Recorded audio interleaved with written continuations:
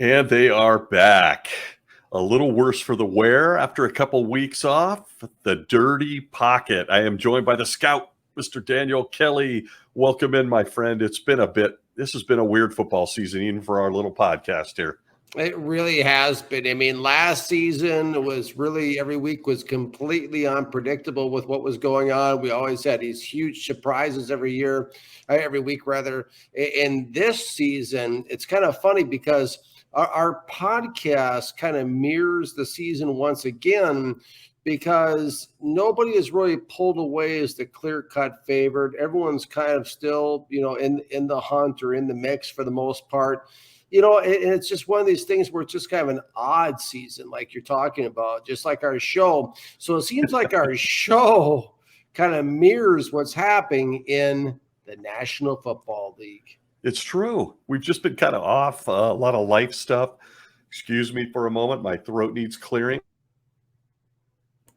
It's just been kind of off, and it's been a very strange. Oh, look who's here. I'll tell you what, he's money. Absolute money, that guy. But yeah, it's been thank you, MTO. And listen, isn't it timely that MTO is here? Because this week in the Dirty Pocket, we are going to discuss what's going on with those New York Jets at quarterback. We are going to discuss it. Unbelievable. Before we get started, are you prepared tonight, or am I flying solo? Oh no, I always come prepared. Okay. Give us your beverage. Mine is Zevia root beer. Nice. Here, hold on. Okay, got that correct there, right? Cracked, popped open. Okay, so we are going to go with the winter edition of the Red Bull tonight. So it's a nice little bedtime snack out here in the East Coast. It's fig apple, which is for the holiday season. Winter edition. This is pretty nice. So okay. Let's take a taste here and see. Okay, what we have. Give it to us. Then we're going to jump into Mike White hype. Okay. Wow, that's pretty good.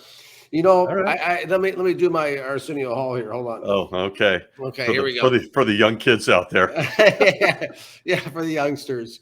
They're like, who? Okay, here we go. Ready? If there's a Game of Thrones winter is coming reference.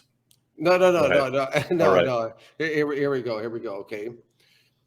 When you write Santa Claus your list of what you want for this Christmas, and the quarterbacks you thought were good turn out not to be, instead you end up with the other guy, reach for a Red Bull Fig Apple Winter Edition. This message furnished by the National Football League. Wow. Okay. That was impromptu. That was just really off the cuff. I mean, that was just very from the heart. I was trying to think of something to lead into our show. It seems as though MTO has helped us out with that, because it seems like he's extending an olive branch. He wasn't sure on Mike White, and now the Zach Wilson hate is at an all-time fervor. He's on the sidelines under a hoodie, looking like a spoiled brat. Mike White goes out there and guns the team to a victory. The part that really left me going, was just watching how much his teammates love him. Those wide receivers, the defense. What say you, New York? As writer for Sports Illustrated New York Jets, the scout, and maybe the Jets' biggest fan in MTO, in what is turning out to be a real nice season in New York, predicted by this guy. Yes. I got to tell you, let's start there, as we're going to go on a full blitz in our 30 minutes this week and talk about three specific quarterbacks. There we go. Let's talk Mike White and New York Jets scout. Absolutely. Jets, Jets. I mean, this is a guy that was a 5th-round draft choice in 2018, I believe, by the Dallas Cowboys, ends up getting cut, ends up on the Jets practice squad.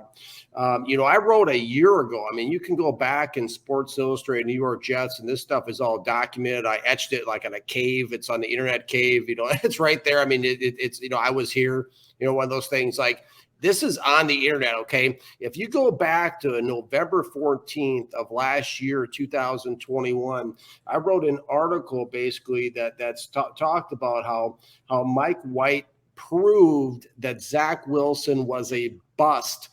A year ago, I wrote this article, and I everyone kind of laughed at me. I came back this June prior to training camp, and I stated in SI Jets that Mike White needed to be the starting quarterback of these New York Jets. I talked about how he had a higher ceiling than Zach Wilson, and I backed it up with the numbers. I mean, when I went back and I looked at the game film last year when I wrote these articles, when it was week 6, when Zach Wilson got hurt in New England last year, as soon as Mike White came in the game, there was an instant lift. I mean, it was instant. Everything started clicking a lot better. Everyone started playing better, and you could tell, at least I could, that Mike White was far more efficient and decisive in the pocket than Zach Wilson was leading up to that game. I mean, everything got a boost, and from that time forward, I mean, the offense went from being ranked number 31 last year to 27. The offensive line went from giving up 3-point sacks per game with Zach Wilson down to 2.0 with, same offensive line with Mike White. And in the 3 out of 4 games that Mike White was in there last year, 3 out of those 4 teams had top 10 defenses. The Jets put up the most points in their season last year, 34 against the eventual AFC champion Cincinnati Bengals, bringing them back from 2 deficits to win that game. I mean, if you just look at the numbers overall, right? Just the numbers. I mean, last season, Mike White completed 66.7% of his passes in his time in the game. Zach Wilson, 55.6. White was throwing the ball at 7.2 yards on the average per completion. White dropped down to 6.1. So last year he outshined him, even in third down conversions. I know I'm pulling a lot of numbers tonight. These are not from memory. I actually wrote them down, did a little research, went back to some of my articles. But last year, Mike White had 61.5% conversion rate on third downs. Wilson was 52%. In the red zone, White was 77.8%. Wilson was 58.4%. I mean, every single category across the boards, Mike White outshined Zach Wilson last year, which is why I was banging on the table and I was banging on YouTube, even there it's out there, that they've got to put in Mike White. Okay, so now we flash forward to 2022. Off-season, Zach Wilson's at the hockey game. He's at the baseball game. He's doing things with his friend's mom. He's Time Man of the Year. He's all over the place, right? Okay, and he's talking to Aaron Rodgers and all this kind of nonsense, right? Okay, so Wilson gets hurt, unfortunately, in the preseason. Comes back, but it's exactly the same thing as it was last year. In fact, his completion percentage, both in 21 and 22, are identical at 55.6%. Wilson put up 4 touchdowns and 5 interceptions, quarterback rating of 44.4%, ranking 25th in the league. Enter Mike White. All right, we said all that to say this. Enter Mike White last week, as you alluded to. I mean, everything, just like last year against New England, everything and everybody started clicking on all cylinders in the rain. And it was incredible. Last week, Mike White won 22 out of 28, 78.6% completion percentage, 315 yards, 11.3 yard average. He was spitting the ball into tight windows. The ball placement was phenomenal. I mean, the ball was right where it needed to be in the rain. 3 touchdowns, 0 interceptions. And really, when you look at the numbers, this one's really going to throw people for a loop, right? And then I'm gonna land on this stat, right? Is Wilson has 4 touchdowns in 7 games this year. Mike White had 3 touchdowns in 1 game. Yeah. And look, as a guy who's given Zach Wilson a little bit more rope, I think I'm on record with that. Like, don't give up on this kid yet. I'm still kind of don't give up on him. I'm a little alarmed at what he did. I'm hoping he can rebound from shooting his mouth off about the defense and not letting them down. This doesn't look good. Mike White looked fantastic. He looked like exactly the kind of quarterback you want, if you can put a good defense on the field that'll do just enough to move the ball, show some athleticism. His receivers like him. Their top running back is out for the season and they're still winning. I got to tell you, man, I think the Jets, I called it. I said the Jets. Who did I say?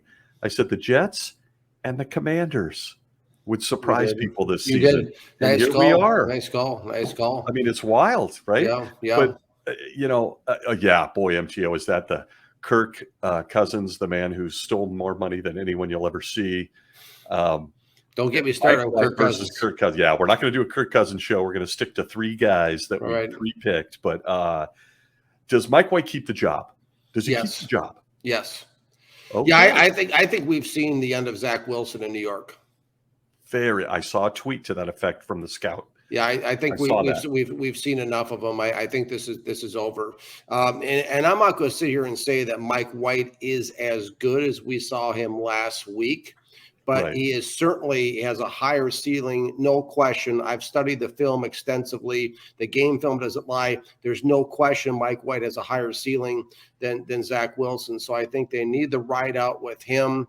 And some of the things that just over the last month, there's been just kind of a meltdown in Zach Wilson's personality and his behavior. Yeah. And not only that, but Zach Wilson last year, while he wasn't good on the scripted stuff, he was hitting some of the unscripted stuff.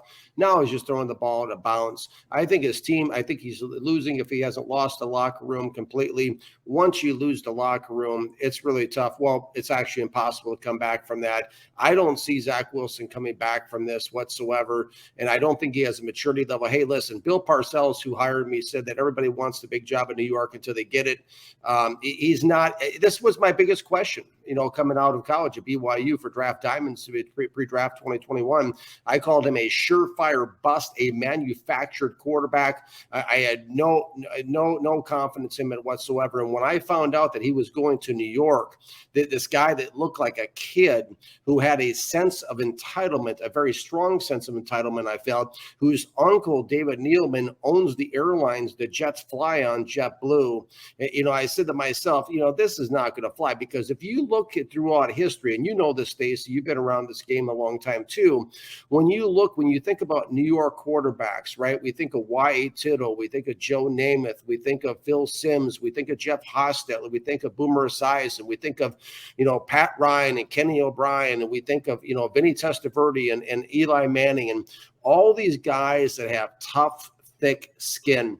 That is not Zach Wilson, okay? He does not fit that description at all. He's not New York. He's losing if he hasn't lost his team already.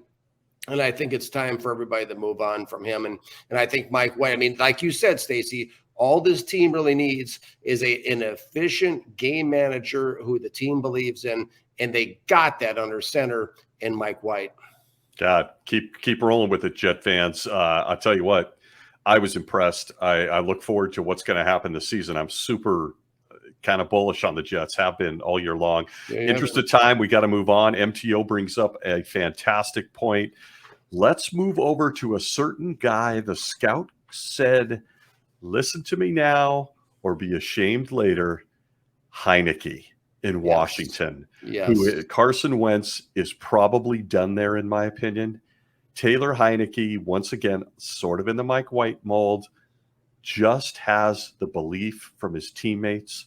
He has it's clearly the coaching staff's going, okay, and this kid just comes out and plays football. He just plays football. He does. Yeah, Taylor Heinicke, here's another classic example. Back in May of 2021 in NFL Draft Diamonds, I wrote an article that Washington has their franchise quarterback, and his name is Taylor Heinicke. Now, of course, Ron Rivera, the head coach in Washington, went out and tried to replace him after that phenomenal 2020 season. When I was sitting at a sports bar with my wife, Samantha, he came in against Carolina. I'm like, wow, who's this? And, of course, we all know how that ended. Heinicke in Washington gave the Tampa Bay Buccaneers a run for the money, more so than anybody else did in the playoffs that year against Tom Brady. Took him down to the wire, but that famous, lunging in the end zone shot of Taylor Heinicke going over the pylon. And then, of course, I wrote that, Washington has its franchise quarterback. Twitter just exploded. They wanted anyone and everyone except for Taylor Heinicke. Get him out of there. They called him a bum. They wanted nothing to do with them. The fan base didn't. Either that or they're all bots, one of the two. And all of a sudden, they went on and got Ryan Fitzpatrick, and that was supposed to be the savior of the franchise. And, and then, of course, Fitzpatrick gets hurt, and Heinicke comes back in. Washington finishes 7-10 last year. Heinicke completes 65% of his passes. And everybody, I went on the radio station. I went on ESPN radio in Washington, D.C. this past offseason. I was invited on. And, everyone's like, who do you think the quarterback should be? Who do you think, is it this, is it that, and that? I said, listen, it's Taylor Heinicke. Oh, Heinicke, just, forget that. And, listen, the problem with Washington last year was in 2020, they had the number 4 ranked defense in the league. That slid all the way down to number 27. They wanted to use Taylor Heinicke as a pinata and blame him for all the shortcomings of the team and why they finished 7-10. It was the failings of that defense and Jack Del Rio's leadership last year that caused that team to go 7-10. Okay, so now flash forward, we come back this year. We got to get a quarterback in here. Who's it going to be? Kenny Pickett, the man on the moon? Is it going to be Carson Wentz? Who's it going to be? And they bring in Carson Wentz, pay him all this money, $30 million a year, everything. It's Carson. The moment I knew Carson Wentz was done in Washington, okay, was in like the opening game, right? Or the second game of the season. They're playing against Philadelphia. They're losing the game, and they flash the cameras over the Carson Wentz. Now, keep in mind, Carson Wentz, of course, as most of us remember, was a quarterback in Philadelphia. Carson Wentz is smiling on the sidelines. Washington's losing. I'm like, get him out of here. He could care less. He's there to collect a check. He could care less about the team. And let me say something, okay? Here comes Taylor Heinicke again, okay? He's a gamer. He makes the throws. He grew up idolizing Brett Favre. That's the way he plays the game, okay? Now Taylor Heinicke, I love Taylor Heinicke. I have a Taylor Heinicke jersey even, okay? I love this guy because why? Now, turn up the volumes, okay? People in Washington and stuff, turn up the volumes, okay? I'm going to say this, and I've said it before in articles, but Taylor Heinicke, okay, has the most heart of any Washington football player since John Riggins. Okay. And that's right. He is that type of a player. This guy is all heart. He is the franchise quarterback. He needs to be handed the reins for good. And this guy he's going to take him for a run because Washington, as we know, Washington fans, we've never been a team, right, that's been a top 10 quarterback. I mean, it was Sonny Jurgensen and Billy Kilmer and Joe Theismann and Jay Schrader and Mark Rippon and Doug Williams and the guys, journeyman quarterbacks. And Taylor Heinicke fits the chemistry of the organization's football DNA perfectly, and the guy's doing really well. And I'm super impressed. And I mean, he's all heart, and you're always in the game when you got Taylor Heinicke under center. Okay, I got to go with MTO on here. If I'm picking a guy with heart, I love me some Sean Taylor. MTO mentioned it a moment ago. They completely jobbed him. Dude, you've got to get Daniel Snyder out of that and bring back greatness. I don't know that we even agree on this subject, but the Sean Taylor mannequin instead of a statue was just abysmal this week without derailing the quarterback talk. I'll tell you what, on Taylor Heinicke, what other quarterback wouldn't kill for McLaurin, Samuel, and Dotson? What a receiving core. If they could get that defense straight and Heinicke keeps his head on, and then you've got, Brian Robinson. I think MTO even mentioned that. Yes, he did. I mean, they're looking like the makings of a stud offense, at least scrappy, and really amazing that Taylor Heinicke patiently, to your point, you called it, sits on the bench while Carson Wentz comes in and plays Carson Wentz football. You know what the difference is, and you guys can correct me, MTO as well. It's just the difference between a guy who can play some quarterback and a guy that inspires people. There you go. That's Heinicke just inspires his teammates. It's like everybody's blocking a little bit more and everybody's diving for the ball. And it's just, it's unbelievable to see. And I kind of see that in Mike White, right? New York, like you're going. Exactly. Exactly. Yeah. These are team guys, unselfish, in a leadership position. Turn up your volume, Aaron Rodgers. Listen to this, okay? These are let's let the most selfish football player in America listen to this, okay? Russell Wilson, you can listen in too. Yeah. Take some notes, guys. Is Mike White Mike White, they started Joe Flacco. They kind of dissed him in the offseason in New York. They basically, they just kept him on the bench. Why? Because had he started instead of Flacco, we probably never even seen Zach Wilson again, even when the few games we saw him. But these are unselfish football players. Taylor Heinicke, they asked him after one game, they said, well, what are your thoughts, on possibly Carson Wentz coming back? He's getting healthy and everything. Hey, great guy, Carson Wentz, great guy. And if that's the coach's decision, I'm all for it. I'm going to support him. And it was authentic. These are team guys. This is still a team. And that's why I think that that these players on these teams have seen how shafted these guys have gotten and what a raw deal they've gotten, how they've been treated in the media and by the coaches. And so when they do come in the game, they do inspire. They inspire, and everyone, as you said to your point, Stacey, they play a little bit harder. They're blocking a little bit more, and that's what it's all about, is inspiring the team and bringing out the best in everyone around you. And that's a great segue into our third guy, because he's probably the very best in the business at doing it. The guy that was left for dead. I won't steal your thunder. You lead into this, but where we're going with this. Excellent segue. We got 9 to 10 minutes left in the show this week. Look, there are a lot of people who have suddenly disappeared on Twitter that don't seem to answer you much anymore. It's a fascinating role, because just about 90 days ago, Trey Lance was the greatest quarterback who's ever lived. Absolutely, San Francisco. Better than Montana or Steve Young or anybody has ever lived. He's just incredible. He was going to. I think he walked on water. In fact, there was a tweet saying he was walking on water. Yeah, it wasn't evident in the games he played in, but we just have to take their word for it. Nonetheless, Trey Lance is a forgotten kid. I'm sure he's a nice kid. Who? Yeah, I think he's done in San Francisco, or has to be. He is done. Either way, but let's talk Jimmy Garoppolo. Jimmy G. How many people look like idiots? And interestingly, these same people, not you were calling it, and you were taking first class heat. Like every 5 seconds on social media and everything. I got my phone. They about broke my phone. I posted those pictures standing on the street corner in Key West with my Jimmy G jersey on. They thought I was nuts. They thought I was crazy. I was talking about Jimmy G, and they disrespected him unlike anything I've seen in 40 years. This is a quarterback, right?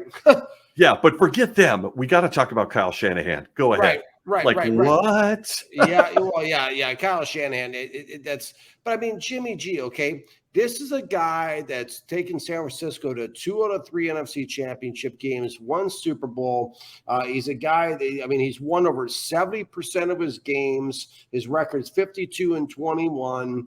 This guy is leading the 49ers, much to your chagrin, of course, Stacey. I'm sorry. First place in the NFC West, 7-4. And his completion percentage. He's the 8th highest completion percentage in the NFL right now, 67.4%. He's efficient. But hey, listen, it's the same type of thing as we see in New York, right? You got Jimmy G completing 67.4% of his passes. Trey Lance, in the 9 games he started, he's completed 54.9. You know what the difference between 54.9 and 67.4 is? I'm not talking about math as far as what the spread is between those two numbers. I'm talking about the difference between winning maybe 12 games and winning maybe 6. Right, in the NFL with those completion percentages, okay, and also too, Jimmy G has always had one of not the quickest release in the NFL. He releases the ball in the pocket at 2.4 seconds on the average. Trey Lance was at like the slowest at 3.37 seconds. Doesn't sound like a lot, but again, it's a difference between the whole building being fired and going to the playoffs, right? Because it's a matter of inches, a matter of seconds. And of course, when Trey Lance plays this year against Chicago, he completed 46.4% of his passes. Listen, Zach Wilson, 55.6% completion percentage. Yeah. Trey Lance, a little bit worse than that, 54.9%. You are not going to win in the National Football League with a completion percentage of 54 or 55%, like these two quarterbacks from the 2021 draft class. So flash forward, we got Jimmy G back under center. He's doing what he's always done. He was tremendously disrespected. I think Jimmy Garoppolo is the classiest guy in the National Football League. I mean, did you see how they disrespected him in the training camp? They had him thrown off of the sidelines. He was even he had the humility, right? He had to go stand on the sidelines and watch this joke of a quarterback, Trey Lance, lead his team in training camp. And all the hype and all the 49ers media and everyone talked about how great Trey Lance was. This was his football team. Not one word of being a malcontent out of Jimmy Garoppolo. Not one word did we hear out of Jimmy saying, "Oh, this is unfair. This is not right." Blah blah blah blah blah. Nothing. Yeah. Not one word. Okay.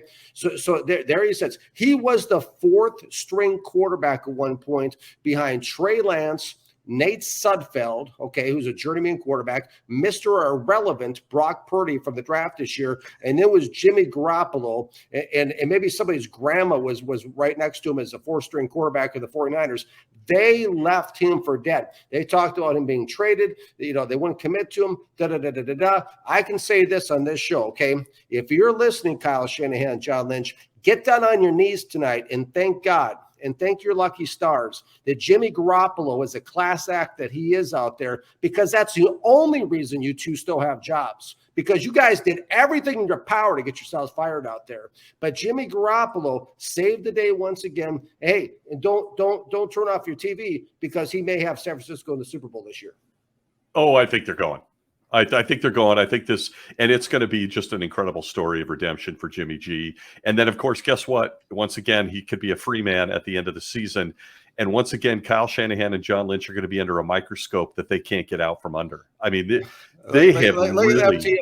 Brock Purdy. Yeah. Oh, yeah. My. Don't get him going. MTO. Don't get him going. MTO. I'll tell you what. This is a real issue. I personally think we've seen the end of Trey Lance. Like, I think that they'll find this way to kind of scoot him into, we made a massive mistake zone. And if anything, he's a backup somewhere. Like, you'll see him on the Texans as a backup. I just don't think they rebound from this. And look, if they win a Super Bowl, no one's going to care. And I personally, I think they're the class of the NFC. The Bucs look bad. The Rams are done. That NFC East is tricky with the Cowboys, Eagles, and the Commanders. That's tricky. But, they've got a real chance of winning this thing. I want to use a couple seconds to get something out of the scout he's not prepared for. I'm going to blindside him. No, it's not. It's not a TikTok rap. MTO, I'm sorry. See how surprised I am. Okay. Let's see if I'm. This one may not. I'm not going to do Aaron Rodgers. I'm not going to do Russell Wilson, who's a dumpster fire at 34. Here's what I want to ask you, because something huge is about to happen. Something big. The Cleveland Browns are going to unveil the Deshaun Watson project this weekend. We got 2 minutes left. What's going to happen? I love Deshaun. I know you do. I'm flat out blindsiding you. I know you love him. Absolutely. Deshaun Watson is my NFL QB1, period. I mean, I love Deshaun. I mean, this is the Michael Jordan of the National Football League. I mean, this guy is going to come in. We haven't seen him for a couple of years, but he's got everything it takes. I mean, I think he's going to do great things in Cleveland. I don't know how it's going to unfold this year per se, because they did everything they possibly could to handicap him. But I mean, it's been a little bit since he's played, but he looked a little rusty in the preseason. But I mean, I'm excited for Deshaun Watson. I'm extremely excited. I got a Deshaun Watson jersey. I'm extremely excited for him. And I think Cleveland. This is what Mr. and Mrs. Haslam, the owner of the Cleveland Browns, were waiting for. This is the moment, and this is the only possible way they would ever get on a quarterback like this in Cleveland. And I'm excited because like the old saying is, if you got a quarterback, you got a chance. So very interesting. Thanks for sharing. I mean, I hit you with that unprepared. I know you love him. I know his talent level. This is where people can literally see that you and I are the yin and the yang. I'm with MTO. I think Sunday is going to be a dumpster fire. And I'm not only just for all the political reasons like I did here, there's going to be 10 of these women that show up, and that I'm not going to go down that road. We all know about it. But his play after not playing for almost 2 years and the pressure this guy's going to be under on a Browns team that just beat the Bucks in overtime, but have been a disappointment, particularly on defense. I mean, he's got a few weeks to show the world that the Haslams made a right decision. And I am beyond doubting that. This is where the scout and I differ. So it's going to be interesting. We'll be texting each other, no doubt, and we'll have to do a show on what happens Sunday. Yeah, we definitely will. Might do a whole show on Deshaun next week. Who knows? Listen, we just reeled off 3 quarterbacks that I want to give credit where credit is due. You 100% called it on all 3 of these guys. Mike White, Taylor Heinicke, and Jimmy G. You called it. You took heat for it. People beat you up for it, which is so stupid. Social media is lame. It is what it is. But listen, now here we are again. The scout says Deshaun Watson's going to show us something. And I'm actually going against the grain, even though he's 3-0 on these quarterbacks. So this is going to be interesting. This is going to be an interesting show when we pick this up. MTO. MTO is sounding off. He's going to run it up on okay. Yeah, here we go. It is 2-1, the scout and MTO. I'm calling it. I'm saying hot mess. We didn't even talk about Fox Sports Radio. Go check that out. That's a great reminder. Thank you. With those guys. I love that show with those 2 guys. Anyway. Yeah, that was a lot of fun. That was a lot of fun to be on the show. I love it. Well, we got to wrap it up this week on the Dirty Pocket. And MTO, so good to see you, man. We've been so erratic, which isn't like us, but life has been insane this football season, much like the world champion Los Angeles Rams. So we're almost done here. Everybody's listening. It's almost over. And technically, it's over. Of course, Samantha, my wife, thinks that it's going to be the Cowboys this year. She's all excited about that. So the Cowboys look good. Don't see it. I think the Eagles and Commanders can beat the Cowboys. I truly believe that. Calling it here. I certainly think the Niners can. So here we go. Great to see the gents here in the pocket. It has been filthy. Any parting shots, Scout? Well, keep it brief. Yeah. Maybe that'll inspire you. Micah Parsons. Oh, yeah, that could be my parting shot. I mean, Micah Parsons, second most overrated player in the National Football League next to Kirk Cousins. Parting shot. Okay, parting shot here from the world champion Los Angeles Rams. It was only 9 months ago. Look, Stafford out, Kupp out, Allen Robinson out, Aaron Donald high ankle sprain. Shut it down, Sean McVay. Shut it down now. That's my parting shot. Congratulations to you 2 gentlemen for having winning football teams this year. We will see you next week. Follow the Scout on SI New York Jets and also on First Round Mock, where he is giving deep dives on some of the talent we want to watch coming up in the NFL draft. I'm already looking forward to it as a world champion Los Angeles Rams fan. So kudos to you guys. Follow us here in the Dirty Pocket on all the spots you might expect. You can find me on Gridiron Icon with Preston Denard, the former Ram legend. We just did some great interviews. Go check us out over there. And as for this week, we will see you next week. Be well out there. Absolutely. And one last thing is today I found out I'm going to be doing an interview with George Fant next week of the New York Jets MTO.